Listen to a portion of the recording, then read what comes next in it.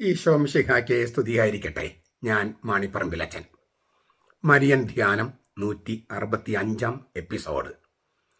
Maria സ്തുതിയിൽ പരിശുദ്ധ മറിയമേ തമ്പുരാൻ്റെ അമ്മേ അത്രയും ആണ് നമ്മൾ ധ്യാനിച്ച് നിർത്തിയത്.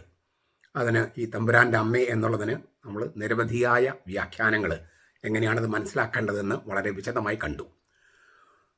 എന്നിട്ടും ചില CPA പോലുള്ള പെന്തക്കോസ്തകാർ പിതാവായ ദൈവത്തിന് അമ്മയുണ്ടാക്കാൻ നടക്കുന്ന മാണിപ്പറമ്പലച്ചൻ എന്നെല്ലാം പറഞ്ഞ് കമൻ്റ് ഇടുന്നുണ്ട്. വിവരമില്ലാത്ത മനുഷ്യനെന്ന് പറഞ്ഞ് അവരെ നമുക്ക് അത്രയേ ഉള്ളൂ. ഒരു വാക്കിന് ഒരർത്ഥമേ അദ്ദേഹത്തിന് അറിയുള്ളൂ. ആരെങ്കിലും ലോകത്ത് ആരും തന്നെ, പെന്തക്കോസ്തക്കാരല്ലാത്ത വേറെ ലോകത്ത് ആരും തന്നെ ഇങ്ങനെ പറയില്ല. പിതാവായ ദൈവത്തിന് അമ്മയുണ്ടാക്കാൻ നടക്കുന്നവർ. അത് തിരുവചനത്തോടും ദൈവത്തോട് തന്നെയും ചെയ്യുന്ന വലിയ അപരാധമാണ്. അവർ വിഗ്രഹാരാധന എന്ന് പറഞ്ഞിട്ട് വിഗ്രഹാരാധകർ എന്നുകൊണ്ട് കത്തോലിക്കരൊക്കെ കളിയാക്കും. അതിനേക്കാളൊക്കെ എത്രയോ വലിയ തെറ്റാണ് അവർ ചെയ്യുന്നത്. തിരുവചനത്തെ വ്യഭിചരിച്ച് ഈ ദൈവനിന്ന പറയുക. പിതാവായ ദൈവത്തിന് അമ്മയുണ്ടാക്കാൻ നടക്കുന്ന മാണിപ്പറമ്പലച്ചെന്നൊക്കെ പറയുമ്പോൾ എത്രയോ ദൈവനിന്ദയാണ് ഈ CP കൂട്ടരും ചെയ്യുന്നത്. പക്ഷേ പിതാവേ അവരോട് ക്ഷമിക്കണേ, അവരെന്താ ചെയ്യുന്നത് നമുക്ക് അറിഞ്ഞുകൂടാ എന്ന് കർത്താവ് പ്രാർത്ഥിച്ചതുപോലെ ഈ CPക്കും അങ്ങനെയുള്ള പെന്തക്കോസ്തകാർക്കും യഹോവ സാക്ഷികൾക്കും ദൈവസഭക്കാർക്കും വേണ്ടി നമുക്ക് പ്രാർത്ഥിക്കാം. ഈ പാപികൾക്ക് വേണ്ടി പ്രാർത്ഥിക്കുന്ന മറിയം അവർക്ക് വേണ്ടിയും പ്രാർത്ഥിക്കും. അപ്പോൾ പരിശുദ്ധ മറിയമേ തമ്പുരാൻ്റെ അമ്മേ പാപികളായ ഞങ്ങൾക്ക് വേണ്ടി അപേക്ഷിക്കാനാണ്. പാപികളായ ഞങ്ങൾക്ക് വേണ്ടി നമ്മൾ ആദ്യം തിരിച്ചറിയേണ്ട സംഗതി, വചനമായ ദൈവത്തെ, ആദിയിൽ വചനമുണ്ടായിരുന്നു, വചനം ദൈവത്തോടു കൂടെയായിരുന്നു, വചനം ദൈവമായിരുന്നു. ആ വചനം മാംസമായി നമ്മുടെ ഇടയിൽ കൂടാരം പഠിച്ചു. അങ്ങനെ കൂടാരം അടിച്ചത് മറിയം ആ വചനമായ ദൈവമായ വചനത്തെ മറിയം ഗർഭത്തിൽ വഹിക്കുകയും മനുഷ്യനായി പ്രസവിക്കുകയും ചെയ്തില്ലായിരുന്നെങ്കിൽ കുരിശുമരണമോ ഉത്ഥാനമോ സ്വർഗാരോഹണോ വല്ലതുണ്ടാകുമായിരുന്നോ? നമ്മുടെ രക്ഷ ഉണ്ടാകുമായിരുന്നോ? ഇല്ല.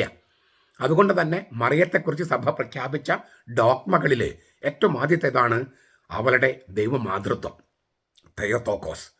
ക്രിസ്തുവർഷം 431 എഫേസസ് സൂനോദോസിൽ വെച്ച് മറിയത്തിന് ക്രിസ്തുവുമായുള്ള അതുല്യമായ ബന്ധം നിർവചിച്ചു. തെയോത്തോക്കസ് എന്നുള്ള വാക്കാണ് ഉപയോഗിച്ചത്. അതായത് അവളിൽ നിന്ന് ജനിച്ചവൻ ദൈവം തന്നെയായ യേശുവാണ്, ദൈവം തന്നെയായ ഈശോയാണ്. അതാണ് അതിൻ്റെ അർത്ഥം. 1964 രണ്ടാമത്തെ സൂനോദോസിൻ്റെ ഒരു സിറ്റിങ്ങിൽ, അല്ലെങ്കിൽ അതിൻ്റെ ആ ഡോക്യുമെൻറ്റിൽ അത് സ്ഥിരീകരിക്കുകയും ചെയ്തു. ലൂമൻ ജൻസിയും 53 ഖണ്ഡം. ഈ കാര്യങ്ങളൊക്കെയാണ് നമ്മൾ തമ്പുരാൻ്റെ അമ്മ എന്ന പ്രയോഗത്തിലൂടെ ആവിഷ്കരിക്കുന്നതെന്ന് നമ്മൾ എനിക്കൊന്ന് 3, 4, 5 വീഡിയോസിലൂടെയാണ് നമ്മളത് കണ്ടത്. അങ്ങനെയുള്ള ഈ മറിയം അല്ലേ എൻ്റെ കർത്താവിൻ്റെ അമ്മ എന്ന് അങ്ങനെയാണ് തിരുവചനം പറയണേ. ആ കർത്താവ് ദൈവമായ കർത്താവാണ്. ദൈവമായ കർത്താവ് പിതാവായ ദൈവമല്ല, പുത്രൻ തമ്പുരാൻ. ആ അധ്യായത്തിൽ മുഴുവൻ അങ്ങനെയാണ് നമ്മൾ കാണുന്നത്. അപ്പോൾ ലൂക്ക 1:43 ഞാൻ പറയുന്നത്. ഈ തിരുവചനം ഈ CPയുടെ സത്യവേദ പുസ്തകത്തിൽ ഉണ്ടെന്ന് ഓർക്കണേ. അങ്ങനെ കർത്തൃമാതാവ്, ദൈവമാതാവ് എന്ന് തിരുവചനം പറയുന്ന ആ മറിയം നമുക്ക് വേണ്ടി, പാപികളായ നമുക്ക് വേണ്ടി പ്രാർത്ഥിക്കണം എന്നാണ് നമ്മൾ പ്രാർത്ഥിക്കുന്നത്. ഔദ്യോഗികമായിട്ട് പാപികളായ ഞങ്ങൾക്ക് വേണ്ടി അപേക്ഷിക്കണമേ എന്നുള്ള ആ അഭ്യർത്ഥന 16-ാം നൂറ്റാണ്ടിലാണ് മരിയ സ്തുതിയിൽ കൂട്ടിച്ചേർത്തത്. പക്ഷെ അതിനു മുമ്പ് തന്നെ അത് നിലവിലുണ്ടായിരുന്നു. 1568 റോമൻ മതബോധനം എന്ന് പറയുന്ന ആ പുസ്തകത്തിലാണ് ഇത് ആദ്യമായിട്ട് ഔദ്യോഗികമായി അച്ചടിച്ച് വരുന്നത്. പക്ഷേ ഞാൻ പറഞ്ഞതുപോലെ അനൗദ്യോഗികമായിട്ട് ഇതുണ്ടായിരുന്നു. നാം പാപികളാണ്. ലോകത്തിൽ സകല മനുഷ്യരും പാപികളാണ്. ആരെങ്കിലും താൻ പാപിയല്ലെന്ന് പറയുന്നെങ്കിൽ അവൻ ദൈവത്തെ നുണയനാക്കുന്നു എന്നാണ് തിരുവചനം പറയണേ. ഈശോ മിശിഹ പല പ്രാവശ്യം പറഞ്ഞിട്ടുണ്ട്, ഞാൻ പാപികളെ തേടിയാണ് വന്നത്. നീതിമാന്മാർക്കല്ല, പാപികൾക്കാണ് രക്ഷകൻ ആവശ്യമായിരിക്കുന്നത്.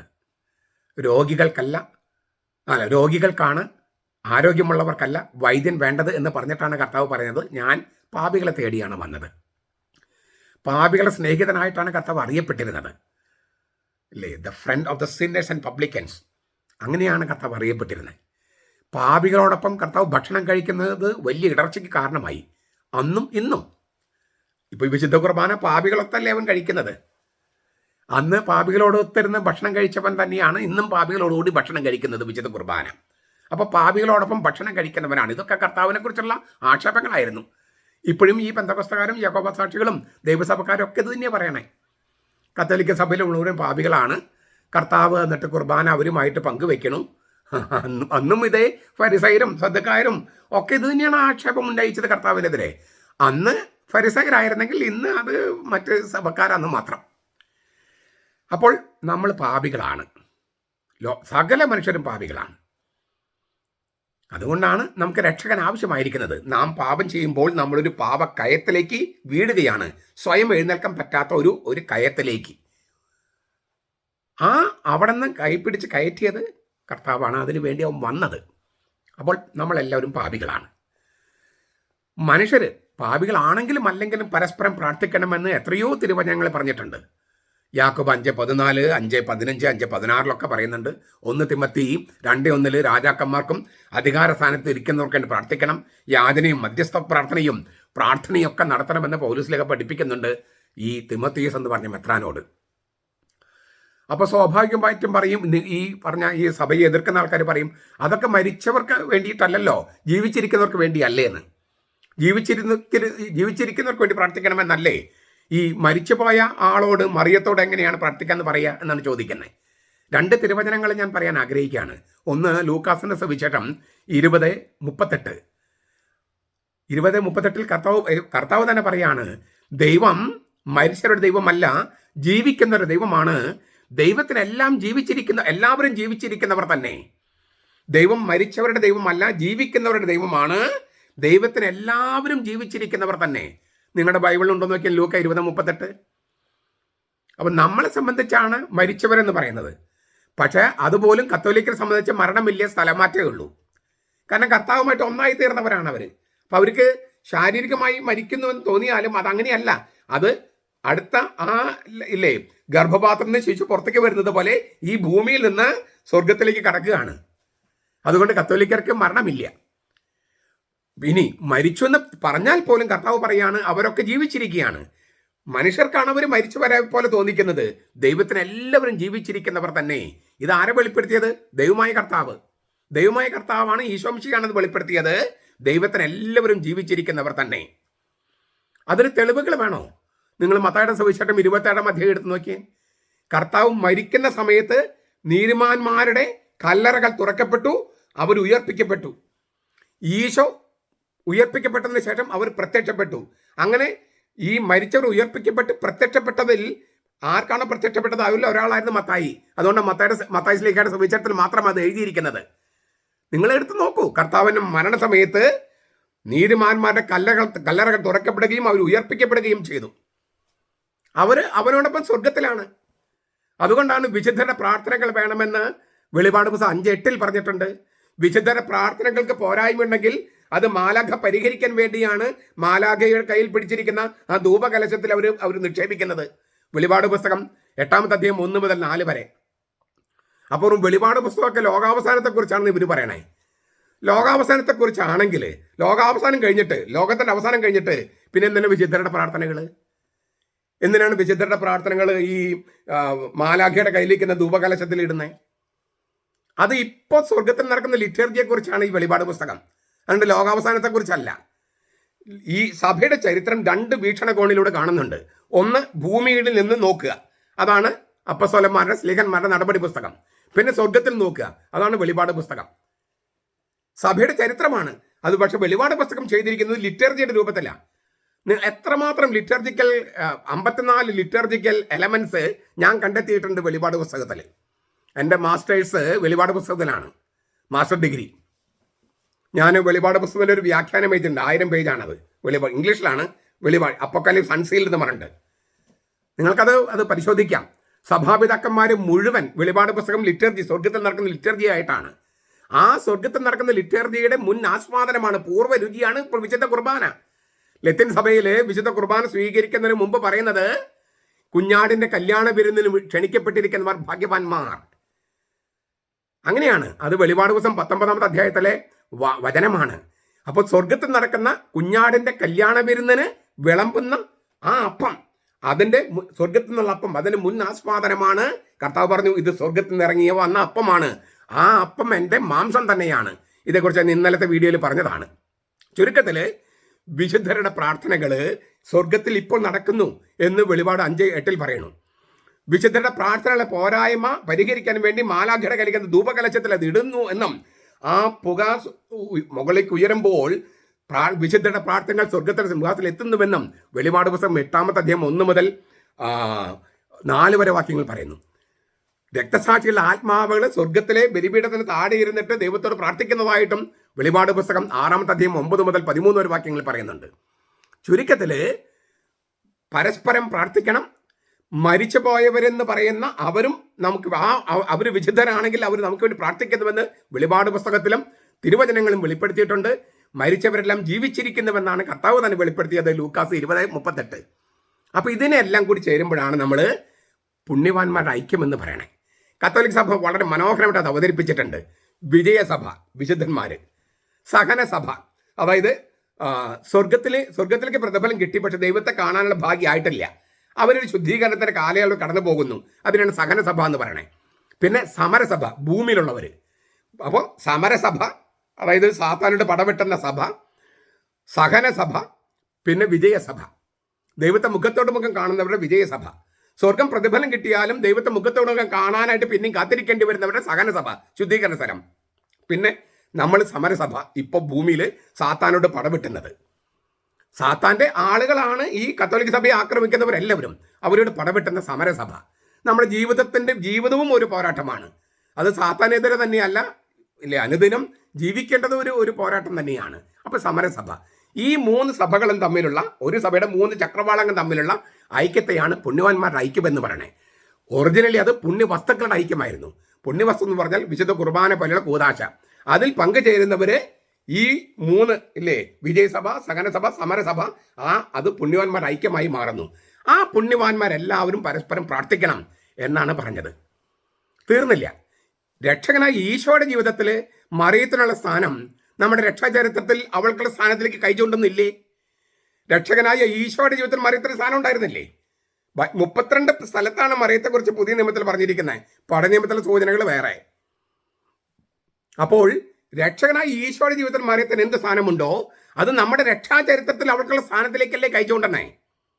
അപ്പൊ കാനായിലെ കല്യാണത്തില് മറിയം ഇത് അത്ഭുതം ചെയ്യാനായിട്ട് വിസമ്മതിച്ച ഈശോയെ നിർബന്ധിച്ച് ചെയ്യിപ്പിച്ചത് ഒരു അമ്മയുടെ അധികാരം ഉപയോഗിച്ചിട്ടാ. അതിപ്പോഴും ഇല്ലേ അവൾക്ക്? അതുകൊണ്ടല്ലേ അവളെ നമുക്ക് അമ്മയായി നൽകിയത് കർത്താവ് ഈശോ മിശിഹ തന്നെ. കുരിശിൽ വെച്ചിട്ട് യോഹന്നാൻ സുവിശേഷം 19, 25, 27 യേശു സ്നേഹിക്കുന്ന സകല ശിഷ്യന്മാർക്ക് അമ്മയായിട്ട് നൽകിയതല്ലേ മറിയത്തെ. അപ്പൊ ഈ പെന്തക്കോസ്തക്കാരും യഹോവ സാക്ഷികളും ദൈവസഭക്കാരും പ്രൊട്ടസ്റ്റന്റുകാരും ഈശോ സ്നേഹിച്ച ശിഷ്യന്മാരല്ലാത്തത് കൊണ്ടല്ലേ അവർ മറിയത്തെ അമ്മയായി സ്വീകരിക്കാത്ത? അവർ യേശു സ്നേഹിച്ച ശിഷ്യന്മാരാണോ? ഈശോ സ്നേഹിച്ച ശിഷ്യന്മാരാണോ അവര്? പിന്നെ ലൂക്കാസ് 11, 27, 28 പറയാണ്, ഈശോ മിശിഹായുടെ രക്ഷകനായ ഈശോ മിശിഹായോട് പറയാണ്, ഒരു സ്ത്രീ പറയാണ്, നിന്നെ വഹിച്ച ഗർഭപാത്രവും നീ കുടിച്ച മുലകളും ഭാഗ്യമുള്ളവ. ഇത് മറിയത്തിന്റെ ശരീരത്തെക്കുറിച്ചും ഈശോയുടെ ജീവിതത്തിൽ അവൾക്കുള്ള പ്രാധാന്യത്തെക്കുറിച്ചുമാണ്. കർത്താവ് അംഗീകരിച്ചുകൊണ്ട് പറയാണ്, അവളുടെ ഭാഗ്യം ഇതിനേക്കാളും വലുതാണ്. ദൈവത്തിന്റെ വചനം കേട്ടത് പാലിക്കുന്നവർ കൂടുതൽ ഭാഗ്യവാന്മാർ. അങ്ങനെ കൂടുതൽ ഭാഗ്യം ചെയ്തവളാണ് മറിയം. കാരണം എലിസബത്ത് മറിയത്തോട് പറഞ്ഞു, കർത്താവ് അരുളിച്ചെന്ന് വചനങ്ങൾ നിറവേറുമെന്ന് വിശ്വസിച്ചവൾ ഭാഗ്യവതി.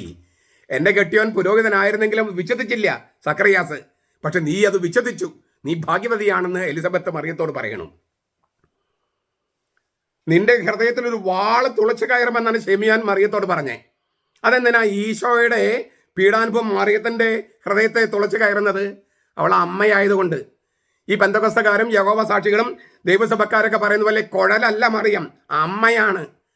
മറിയത്തെ അവമാനിക്കുന്ന പെന്തക്കോസ്തക്കാരും യഹോവ സാക്ഷികളും ദൈവസഭക്കാരും സകലമാനം സ്ത്രീകളെയും അവമാനിക്കുന്നു, സ്വന്തം അമ്മമാരെയും അവമാനിക്കുന്നു. ക്രിസ്തുവിന്റെ സകന പങ്കുചേരുന്നതിന്റെ അർത്ഥമല്ലേ ഇത്? നിന്റെ ഹൃദയത്തിൽ ഒരു വാള് കിടക്കും. ഈ മറിയം കുരിശുമരണത്തിന്റെ താഴെ, കുരിശിന് താഴെ, കർത്താവിന്റെ താഴെ നിൽക്കുകയാണ്, കുരിശിന് താഴെ നിൽക്കുകയാണ്. അവിടെ യേശു സ്നേഹിച്ച ചേട്ടനും മറ്റു സ്ത്രീകളൊക്കെയുണ്ട്. ആ കുരിശിന് താഴെ നിന്ന അതേ സ്ത്രീയാണ്, മറിയം എന്ന സ്ത്രീയാണ് സഭയുടെ കാര്യത്തില് പരിശുദ്ധാത്മാവിന്റെ ഉദ്ഘാടനം, ഈ സഭ ഉദ്ഘാടനം ചെയ്യാനുള്ള സന്ദർഭത്തിൽ ശിഷ്യന്മാരുടെ കൂടെ ഇരിക്കുന്നത്. സ്ലീഹന്മാരുടെ നടപടി പുസ്തകം 1-ാമത്തെ അധ്യായം 14-ാം വാക്യം. മറിയം ഒരു കുഴല് പോലെയാണ്, മുട്ടത്തോട് പോലെയാണ്. അങ്ങനെയെങ്കിൽ എന്തിനാ പിന്നെ മറിയത്തെക്കുറിച്ച് 32 സ്ഥലത്ത് പറഞ്ഞിരിക്കുന്നത്? എന്തിനാ മറിയത്തിന്റെ ഹൃദയത്തിൽ വാള് തുളച്ചു കയറണേ? എന്നിട്ട് സ്ലീഹന്മാരുടെ കൂട്ടത്തിൽ അവൾ ഇരുന്നിട്ട് പരിശുദ്ധാത്മാവിന്റെ ആഗമനം, അതായത് തനിക്ക് കിട്ടിയ പരിശുദ്ധാത്മാവ് സഭയ്ക്ക് കിട്ടാൻ വേണ്ടി അവൾ പ്രാർത്ഥിക്കുന്ന എന്തിനാ? സ്ലീഹന്മാരുടെ നടപടി 1:14. ചുരുക്കത്തില് ക്രിസ്തു നേടിയ രക്ഷയുടെ ഫലം നമുക്ക് ലഭിക്കുന്നതിന് മറിയം യേശുവിന്റെ ജീവിതത്തിൽ എന്തുമാത്രം സ്വാധീനം ചെലുത്തിയോ, എന്തുമാത്രം സ്ഥാനം അവൾക്കുണ്ടോ, ആ സ്ഥാനം നമ്മുടെ രക്ഷാ ചരിത്രത്തിൽ അവൾക്കുണ്ട്, നമ്മുടെ രക്ഷയുടെ കാര്യത്തിൽ അവൾക്കുണ്ട്. അതുകൊണ്ട് തന്നെ വിശുദ്ധരുടെ അപേക്ഷകൾ നമുക്ക് വേണമെങ്കിൽ മറിയത്തിന്റെ അപേക്ഷ എത്രയോ അധികം നമുക്ക് വേണം. അതിനൊരു ഉദാഹരണമാണ് കാനായിലെ കല്യാണം. കർത്താവിന് ഇഷ്ടമില്ലാതിരുന്നിട്ടും നിർബന്ധിച്ച് ചെയ്യിപ്പിക്കുകയാണ്. ഇന്നും അവൾക്കത് ചെയ്യാൻ പറ്റും. അതുകൊണ്ടാണ് അവളോട് നമ്മൾ പറയുന്നത് പാപികളാണ്, ഞങ്ങൾ പാപികളാണ് നമ്മൾ ഏറ്റു പറയുന്നു. കർത്താവിൻ്റെ വിളിയാണ്, ദൗത്യമാണ് അതിലൂടെ ഏറ്റു പറയുന്നത്. പാപികളുടെ സ്നേഹിതനാണ് അവൻ, പാപികളെ തേടിയാണ് അവൻ വന്നത്, പാപികളോടൊത്താണ് അവൻ ഭക്ഷണം കഴിക്കുന്നത്. അത് നമ്മൾ അംഗീകരിക്കുകയാണ്, ഞങ്ങൾ പാപികളാണ്. മറിയമേ, നീയോ ദൈവകൃപയിൽ സൃഷ്ടിക്കപ്പെട്ടവളാണ്, അതുകൊണ്ട് തന്നെ നീ നന്മ നിറഞ്ഞവളാണ്. കർത്താവ് തന്നെ നിന്റെ ഭാഗ്യത്തെ അംഗീകരിച്ചിട്ടുണ്ട്. സകല തലമുറകളും ഭാഗ്യവതെന്ന് നിന്നെ പ്രകീർത്തിക്കുമെന്ന് തിരുവചനം തന്നെ സാക്ഷ്യപ്പെടുത്തിയിട്ടുണ്ട്.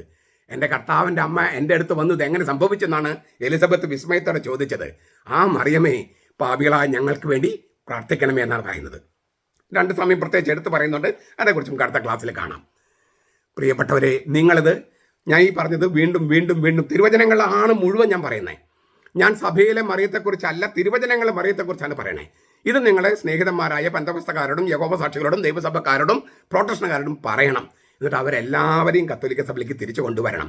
അപ്പോൾ ഈ യേശു കുരിശിൽ കിടന്നിട്ട് പറഞ്ഞല്ലോ, ഇതാ നിന്റെ അമ്മ, ഇതാ നിന്റെ മകൻ.